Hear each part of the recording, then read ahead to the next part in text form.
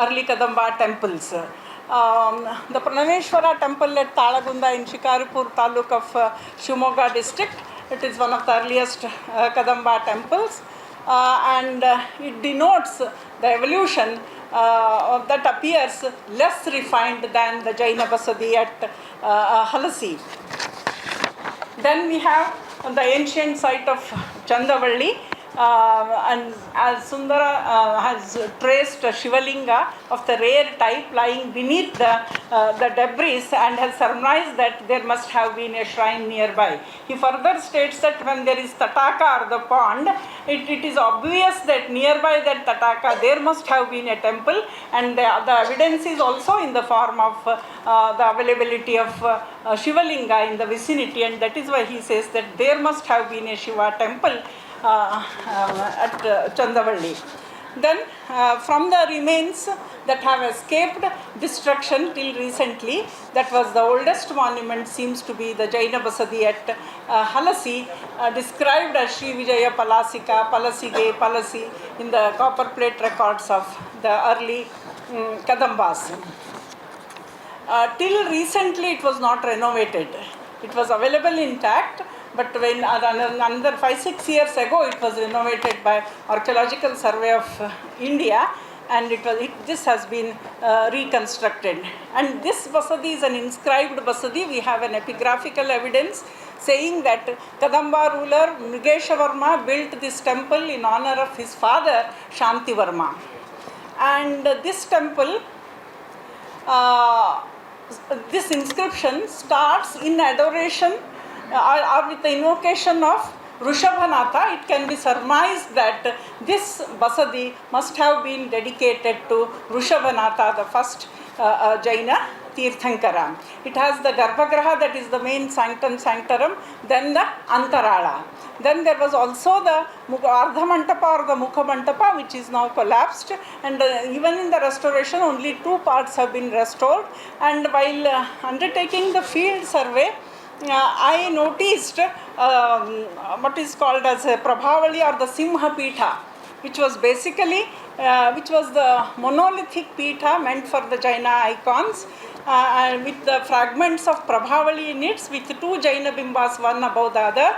And in the Antarala, in the Lalata of the Antarala, we have the Jina Bimba, that is the seated Jaina. And so these are some of the aspects. And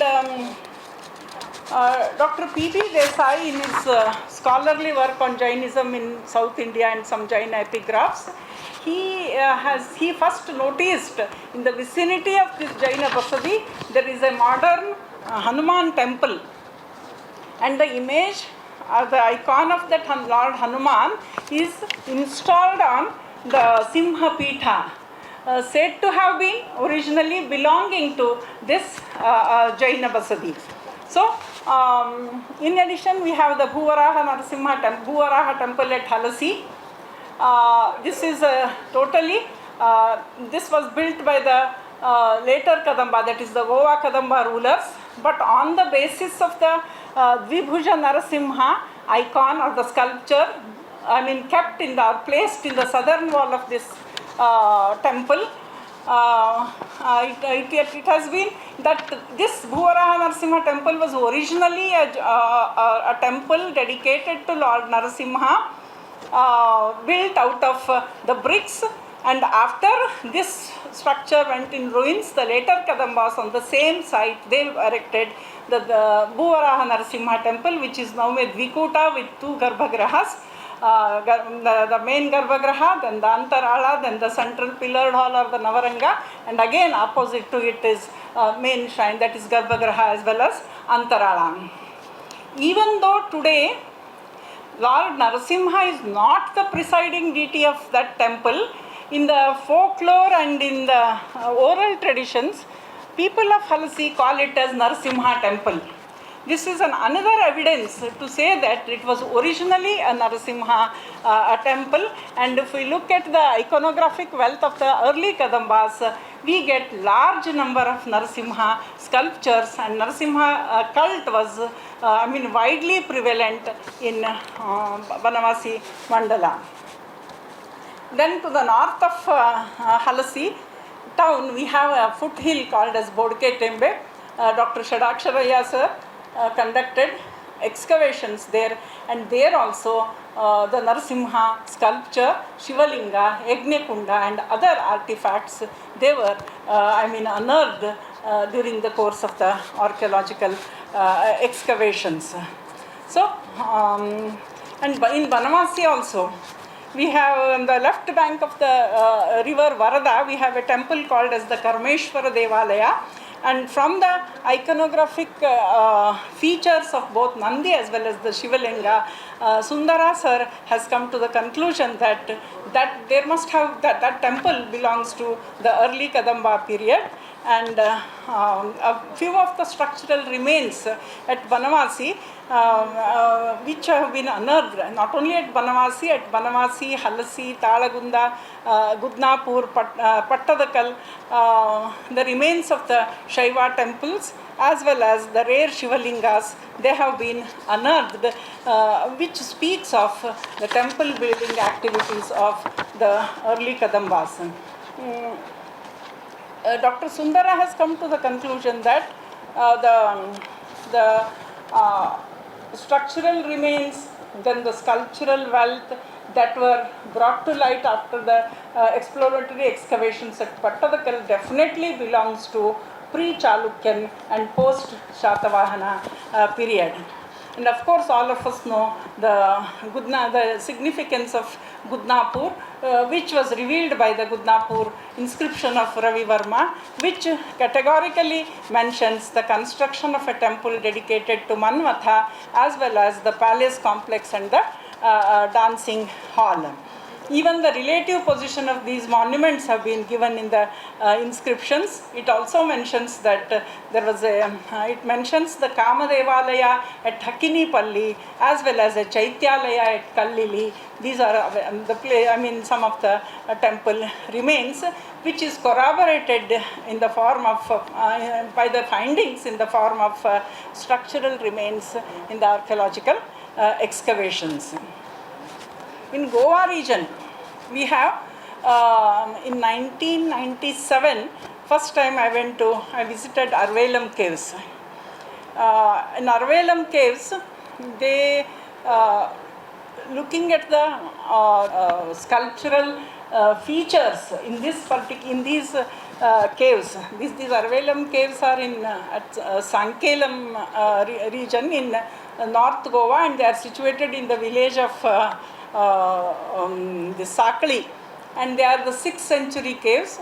Dr. S. Rajshekhar sir, during the course of one of his visits, he accidentally found the writing on one of the lingas as Shri Mrugesha, indicating that it was the Mrugesha Varma of the Kadamba period, and he has published this also in his Karnataka Vastu Shilpa.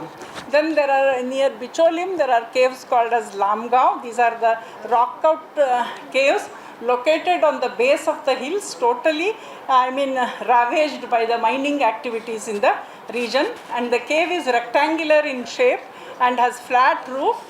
Then in addition to that, there are caves at Nargaon also. They are very primitive, just square in shape.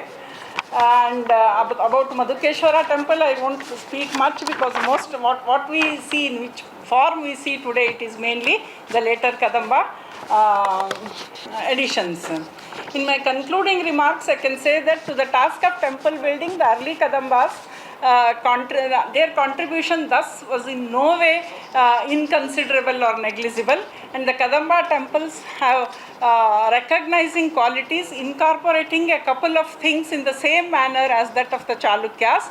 They drew from the structural customs of the Shatavahanas, their immediate predecessors, and early Kadamba architecture is considered as the starting point of the Karnataka architecture, and was carried forward with many of the changes and innovations and additions by the kingdoms and the empires that succeeded them. As the founders of one of the earliest empires, the Kadambas of Banavasi laid the strong foundation for the built heritage of Karnataka, and this is precisely the reason why Kadambas have been considered as the forerunners of the architectural creations in South India. when these Kadamba temples in Banavasi and Halasi region, especially they highlight an individualistic style because of the category or the type of labor that was available, an individual style of regionalism and imprints of local culture. The individuality in built heritage is maintained throughout in spite of interaction with their contemporaries. So the temples and the temple remains of the early Kadambas thus reflect their cultural as well as the spiritual heritage as also their building skills. So the systematic explorations and scientific excavations in Kadamba Mandala may throw more light on the building activities of the early Kadambas. Thank you very much. I thank and congratulate Dr. Badigar sir and his entire team as well as the entire Mythic Society family for organizing on such a meticulous way this national seminar. Thank you for the opportunity. Thank you very much.